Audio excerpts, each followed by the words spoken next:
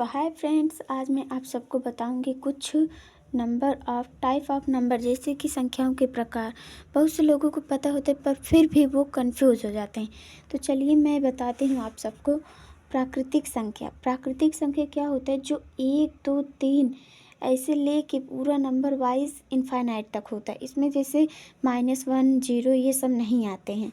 और सम संख्या देखो तो सम संख्या जो 2 से विभाजित हो जाए, 2 4 6 8 10 ऐसे ऐसे इनफाइनाइट तक।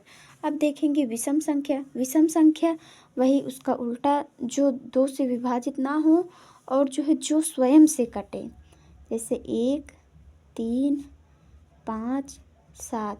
ये संख्याएं किसी भी संख्याएं से एक को छोड़कर नहीं कटेंगी, इनफाइनाइट तक ये भी चलेगा। अब उसके बाद क्या है? पूर्णांक में तो सब आ जाता है, जैसे माइनस वाली संख्याएं भी, -3 -2 -1 0 1 2 3 dot dot dot dot infinite.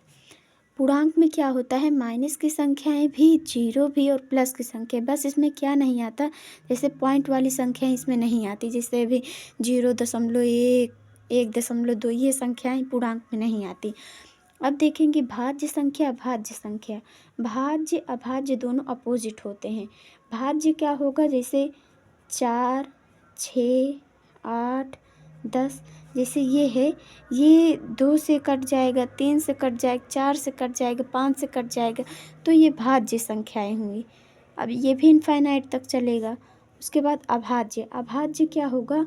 जो मतलब स्वयं से ही कटे, जैसे 2 3 5 7 11 डॉट डॉट डॉट इनफाइनाइट। अभाज्य संख्या जो सिर्फ स्वयं से कटे और एक से कटे, वह अभाज्य संख्याएं होती हैं।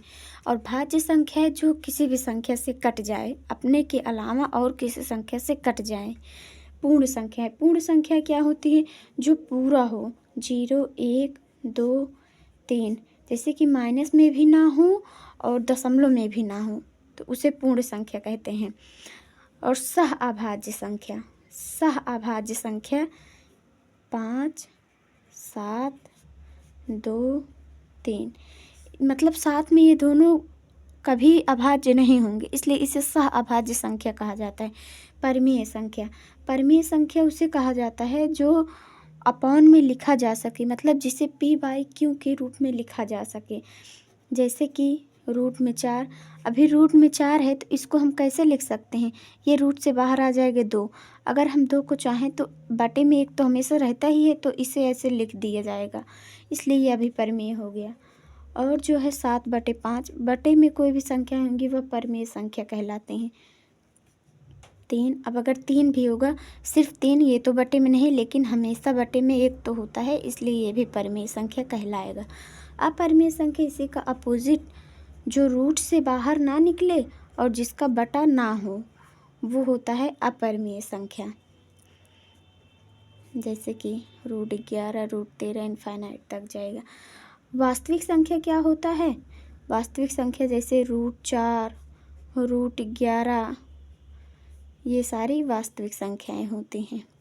अगर आप लोगों को ये वीडियो अच्छा लगा हो तो लाइक करिए, और अगर आप लोगों को इस तरह का और वीडियो चाहिए तो कमेंट करिए। Thank you.